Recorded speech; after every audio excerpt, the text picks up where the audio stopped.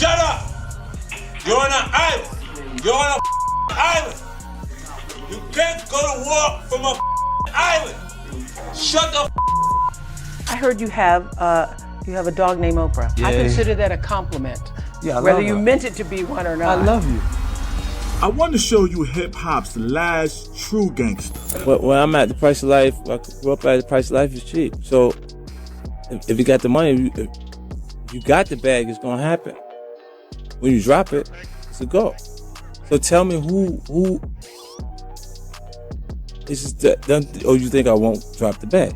That's what you think? Nah, look, hey. You got to be kidding me. Like I'm that's just- the easiest I'm thing in just the world. asking. And then you say, and you got to get, and I got the team. I got to come. I got to get stronger than linebackers. My lawyers done. Got a crew. I gotta. Front line stronger than that.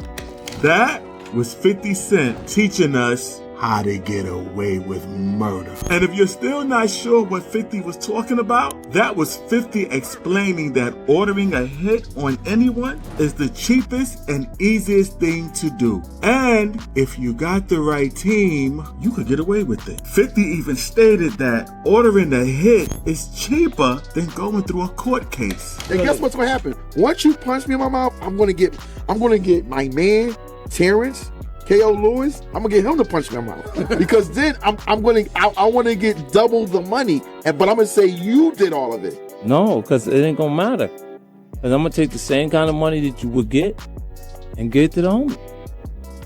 And go shoot you, yeah? Couple times, man. Because they finally get a chance to run. Then they start feeling fun. All of a sudden, everybody don't remember nothing.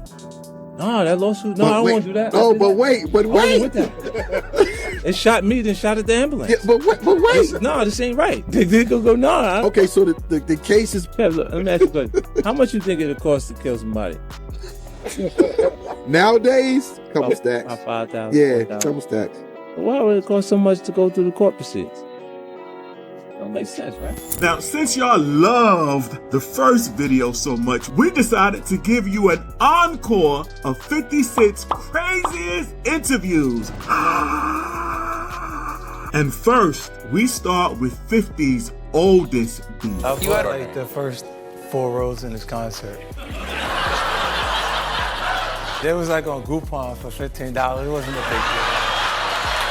After shitting on the price of Ja Rule's concert ticket, 50 Cent said that he wanted to test the showmanship by ensuring there would be no one in the front seats of Ja Rule's concert. I was like, how much are the tickets? $15. I said, okay, give me the first 4 rows. It's gotta be like 200 seats. That's done with like $3,000. When you come and there ain't nobody in the front seats, you gotta still perform like everybody's here. Yeah, this is a man you don't want to mess with. You do not want to with you. That is beautiful. Oh my God. 50 Cent has been lucky enough to live different lives. He's been a gangster, a rapper, an actor, a producer, and a successful businessman that has been able to live a life of luxury. This is you on your custom Lamborghini, matching t-shirt and shoes. I had to get them to make the car Versace. The wrap, they put all of the stuff on it. I'd be having to find things to do, to be honest with you. Other people got the car, so you gotta create a separation between you and those other people that are gonna actually drive the car. I'm gonna wear this car when I wear these shoes. Do you have other outfits that match other cars? Yes, I do. 50 is now a mogul, the kind of man who can decide to buy 2 Rolls Royces, all because one Rolls Royce looks good in the summer and the other looks good in winter. You got 2 Rolls Royces? It just looked so good. I wanted all. Summertime, the truck ain't gonna be as cool as it is now. These days, 50's biggest worry is making sure he doesn't buy another big mansion, because then he would have to worry about walking down a long hallway. I don't want a big house no more. I experienced that with Tyson Mansion. I bought it. It's 55,000 square feet. Well, you bought Mike Tyson's mansion? I didn't know that. Yeah, and then you look down the hallway and you go, whenever you look down the hallway in your house and you don't want to go down there. So the house is so big that things would just fall apart because you hadn't been in the room? Because you didn't turn it on, now the light is flickering. 50 then revealed that his Lamborghini was once stolen by none other than Snoop Dogg. Well, I was actually performing in the Barclays and Snoop was there. He said, yo, if you need me, come on, I'll come on, because we'd done a song together, a P.I.M.P. remix, and when we went on, it was fun, I had a good time, and then I had more to do. Like, so he left and I continued to perform, and I came out and the car was gone. He actually went to the car and got in the car because the keys are in there. I was like, where did the car go? He says, Snoop took the car. I said, what? Because Snoop eats a lot. According to Fifth, Snoop might have been so high that he didn't even realize that the car he took wasn't his car. I think he thought that was his car for a minute. And then later he had made a tape saying that I owe him for the performance. He felt like, you got me performing for free and you got cars like this out here in the middle. He thought I tricked him into a performance, but he offered to perform. In this next interview, 50 called into the Angie Martinez show on Hot 97 because he had issues with Q, the founder of World Star Hip Hop, and fam, Q would surely never forget this day. I have Q on the phone. That sucker's on the phone. Don't what's up me, you sucker. Don't what's up me, you sucker. I should black your eye. So shit gonna black my eye? I said, don't what's up me, you sucker. Tell him I was on my tour bus in 2003, you punk. And you created an area where everybody can try and hate on me. You know you're a punk. You know you're a punk, Q. You know I'm the wrong one to even be playing with. I never was a punk, B. I was a good dude for you. Yeah, you's a sucker. And you know not to keep playing with me anyway. So I don't know why you keep pushing me until I gotta do. Don't tell me to chill out. Don't you ever tell me to chill out, you sucker. You're nowhere near my caliber of breed, punk. Okay. You know that. So front for Angie or anybody else there, and they'll be watching. They'll watch it on the Channel 7 News, you sucker. You know how I get down. Now play with me if you want. Play with me if you want. Play with me if you want. You see the suit and tie, you think I clean all the way up like that? Watch me show you some of the old me. Keep playing with me, Q. Keep playing with me. Well, the old 50 Cent used to get really active when he was on the come up. Unlike most rappers who never lived the life they rap about, back when 50 was in the streets, he had the block on lock. Niggas vest up, all kinds of guns on them, running behind us and meeting. You gotta go to studio, we heal. So y'all was guns, holding them man, down, holding them like down, really like, holding them down, like opening doors like this nigga was a boss for real, man. Say that again? Like we was holding this down like he was a boss for real, man. Yeah, like something like he was a boss, opening doors, pistols, all that. We was the security. You know so let me ask you a question. All that music shit, I wasn't with that rapping shit. That nigga crazy. Like, I was slinging crack and dope for real. Uh-huh. You know what I mean? When 50 stopped slinging, the block became mine. Like, Okay, so I don't 50 even, had the block on lock for a minute? Yeah, he had that shit on, man. The whole hood was pumping for 50. Oh, for The real? whole hood. I don't go, you sling crack and 9495, you was pumping for 50. Wow. Yeah, he had the whole block pumping. Because once you know your background and you really do half of the things you rap about, because half of these rappers is liars.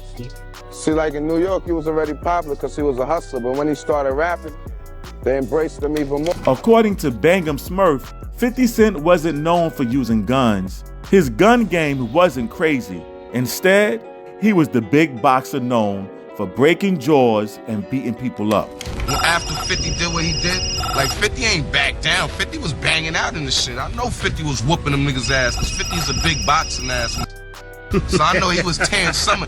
And these was like 8'11" of these. You know what I mean? Chris Gotti left his Nikes in there size 11. I'll tell you about that. You know I really used to look up to 50, kid. I keep it real, this nigga from the same hood. I watched that nigga do his thing in the hood, knock just the f out, get money. Son ran that block. That whole block was his. Niggas used to hustle for son. Everybody used to get money for that nigga. Oh, okay, then. I'll say, but son was always a big ass nigga. That'll be a big boxing nigga. Right. So he used to up in the hood. This gun game wasn't crazy, but he used to whoop niggas' ass, break niggas' jaws, do all of that. 50 was already one of the biggest, youngest drug dealers in the city from when he was just 19 years old. But even after he became very successful, 50 never changed. People ask me how do I manage to still stay straight, and I tell them this. I said, for 4 years of my life, I can make reference to having And for 28 years, I can make reference to not having. So it's easy for me to be what I already am. You know, so I make reference to my experience, and I write from a perspective of not having a lot more than I write from the perspective of having, because that's the reality of my life. 50 Cent is that multi-millionaire running multi-businesses, but somehow he still makes enough time to be petty and go all in on whoever he had issues with.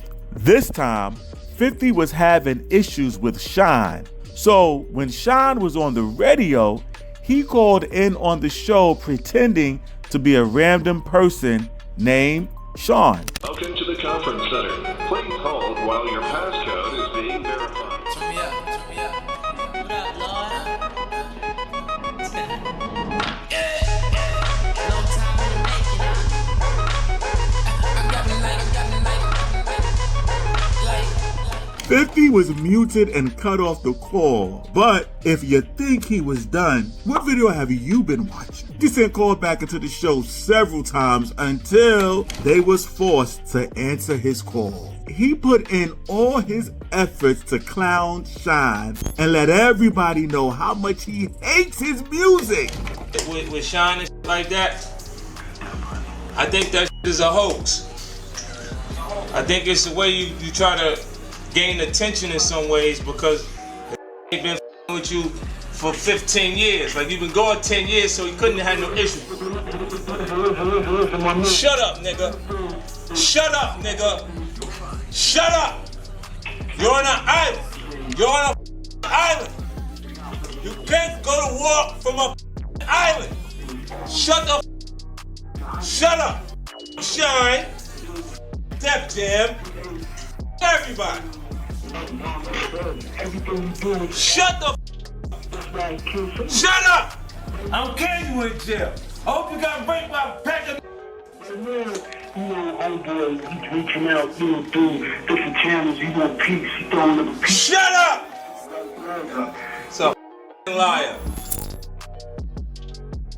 When it comes to beef, 50 doesn't hold back at all. I mean, the man just won't back down. While most rappers probably would back down and not go against a figure like Oprah Winfrey, 50 Cent, he couldn't care less. After Oprah criticized hip-hop and its message back in the early 2000s, he had some things to say about her. He stated that Oprah had become a white woman who is so detached from the reality of an average black person. I really don't care about Oprah Winfrey or how Sharpton, what they think. You know, I think that's the point when you're detached and you don't actually understand the environment anymore. I think they've reached that point. You know, when they look at me like I'm supposed to be detached because I made a few dollars, they're really detached. I don't even think Oprah Winfrey is a black woman. I think she's a white woman. She's been catering to a demographic of middle-aged white women for a long period of time. And I think when you act as if for long periods, you become as if. This is one of those rare moments where 50 wasn't the one that actually started the beef. After this, 50 actually did an interview with Oprah where he revealed that he actually named his dog Oprah. I heard you have a dog named Oprah. Yeah. I consider that a compliment. Yeah, I whether love you her. meant it to be one or not. I love you. Yeah, I'm sorry, Oprah, but we all damn well know that he did not mean that as a compliment. And that has to be the fakest I love you we will ever hear. 50 also called her a bitch and took it a step further by naming his female dog after her. You could tell that one of the reasons 50 came to this interview was to troll. Throughout this part of the interview, 50 had a wide smile on his face, and you could tell that he was really enjoying himself. But once again, he wasn't done just yet. He then revealed that he had a cat named Gail. Guess who Gail was named after? And I know it could be just a coincidence that he named his cat after Oprah's best friend, Gayle King. I had a cat. I got a cat too.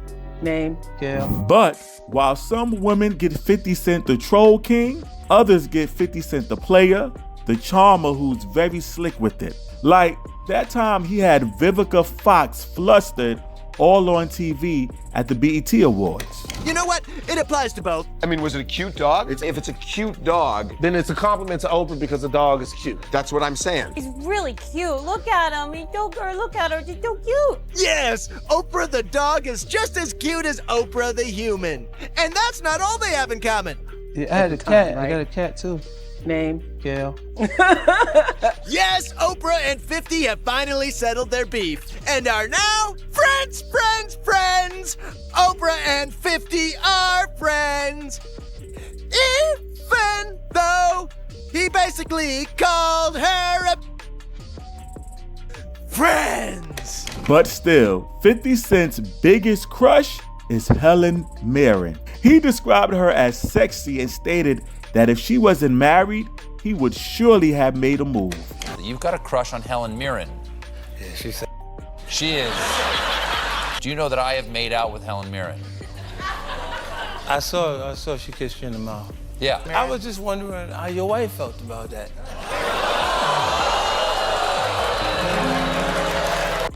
Actually, it was the south of France. It was in Monaco. You ran into Helen Mirren in the south of France? Yeah. And I just saw her, but her husband was there, like he was like on the side.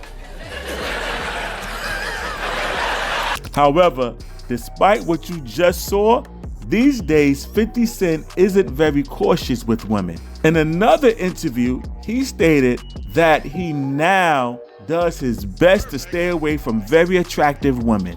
Instead, he enjoys looking at them.